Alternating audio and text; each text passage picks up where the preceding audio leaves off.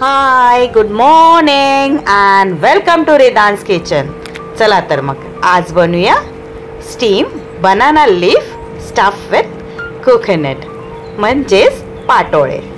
तर हे जे पाटोळे आहेत मला हळदीची पानं नाही भेटली त्यामुळे मी बनाना लीफवर बनवलेलं आहे, यानी केळीच्या पानावर बनवले. तर चला झटपट बनवूया ही रेसिपी. तर काय केलं मी रात्रभर तांदूळ जो आहे नॉर्मल तांदूळ आहे इडलीचा मी यूज केलेला आहे, तुम्ही कुठलाही यूज करू शकता. तर हा जो तांदूळ आहे मी रात्रभर भिजत ठेवलेला आहे आणि मग सकाळी आपण याला मिक्सरमध्ये बघा हे मी आता मिक्सरमध्ये टाकते आणि मस्तपैकी याला फाईन पावडर म्हणजे एक पेस्ट बनवून घेऊया. बघा ह्या प्रकारे. आता काय करणार आहे मी थोडंसं याच्यात पाणी टाकणार आहे आणि थोडंसं फ्लोईंग करते मी याला. तर आपण याच्यामध्ये थोडंसं पाणी टाकून हे बघा याची कन्सिस्टन्सी फ्लोईंग. तर अर्ध मी करते, अर्ध या पातेल्यामध्ये घेते आणि अर्ध त्या बाउलमध्ये राहील. तर हे हाफ मी केलेलं आहे आणि हे जे पातेलं आहे हे मी आता गॅसवर जाऊन ठेवणार आहे. बघा तर आता हे मी गॅसवर ठेवलेलं आहे आणि मी आता चालवत राहणार जोपर्यंत हे घट्ट नाही होत आहे. हे जे तांदूळ आहे किंवा ते पेस्ट आहे ती घट्ट झालेली आहे. आता जी उरलेली अर्धी पिठी होती त्याच्यामध्ये हे मी मिक्स करते.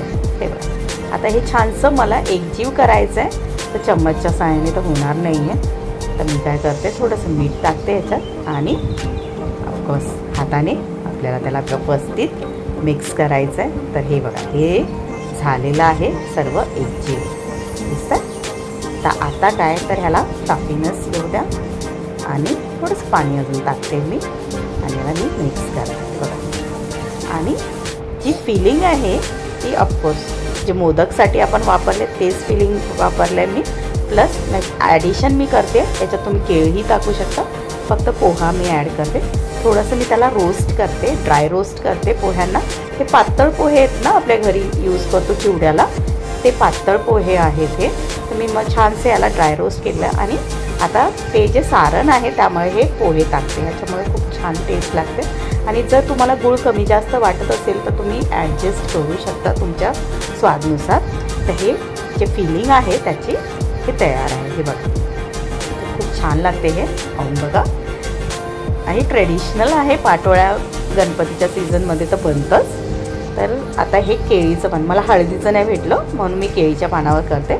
छानसं हे मी पुसून घेतली केळीचं पान आणि हे जे आहे पीठ थोडंसं असं डोस्यासारखं मी फैलवून घेतलं आहे आणि त्याच्यावर हे मी जे फिलिंग आहे ते टाकते व्यवस्थित पसरून आणि याला व्यवस्थित ॲन्व्हलपसारखं मी बंद करणार आहे. हे बघा अजून थोडंसं मी टाकते. तुमच्या हिशोबामध्ये तुम्ही टाका तुम्हाला किती आतमध्ये टाकायचं. फक्त कडांना थोडंसं जागा ठेवा, हे खोलायचं आहे आपल्याला नंतर. हे बघा हे मी छानसे असे बंद करून घेतलेलं आहे आणि साईडने मी थोडंसं आतमध्ये घेते. या प्रकारे मी ह्याची एक ॲन्व्हलप तयार करून घेते. हे बघा हे तयार झालेलं आहे. तर आता ह्याला मी स्टीम करण्यासाठी ठेवून देते बाजूला.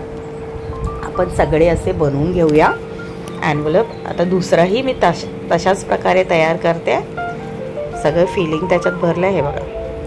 आणि या प्रकारे मी हे ॲन्व्हलप्स जे आहे तयार केलेत केळीच्या पानामध्ये. तर आपण याला स्टीम करूया साधारण 5 मिनटं जे आहे हाय फ्लेमवर ठेवूया आणि 10 मिनिट्ससाठी आपण एकदम लो फ्लेमवर ह्याला ठेवूया.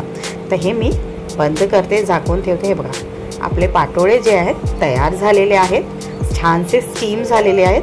काढून बघू शकतो आपण. हे बघा सुंदर सगळे व्यवस्थित स्टीम झालेले आहेत. पण हे बघू शकतो. हे बघा गरम आहे थोडं सांभाळून. आता आपण काय करूया तर एखादी पाटोळी जी आहे ती आपण खोलून बघूया. ते बघा छानसं थंड झालेलं आहे. तर मी हे व्यवस्थित याला खोलून बघत आहे. जसे आपण दुमडले आहेत ते तसे त्याला खोलावं लागणार आहे. बघा हे आपले पाटोळे.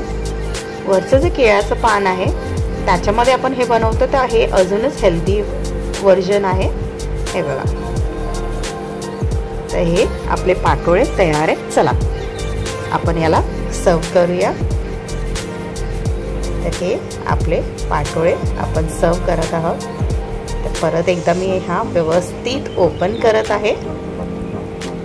तर हे हळूच आपण याला ओपन करूया. हे बघा, खूप टेस्टी लागते. गणपतीमध्ये तर सर्वांच्या घरी बनतच असेल हे. तर हे जे आहे आपले पाटोळे तयार आहेत खाण्यासाठी. याच्यावर छानसं तूप टाका आणि खा, मस्त लागते. व्हिडिओ जर आवडला असेल तर लाईक करा, सबस्क्राईब करा आणि हो, बेल आयकन दाबायला बिलकुल विसरू नका. या प्रकारे हे इझिली तुम्ही घरी पाटोळ्या बनवू शकता. खूप टेस्टी लागते, बनवून पहा. मलाही आवडते ही रेसिपी, एकदम साधारण छानशी. धन्यवाद.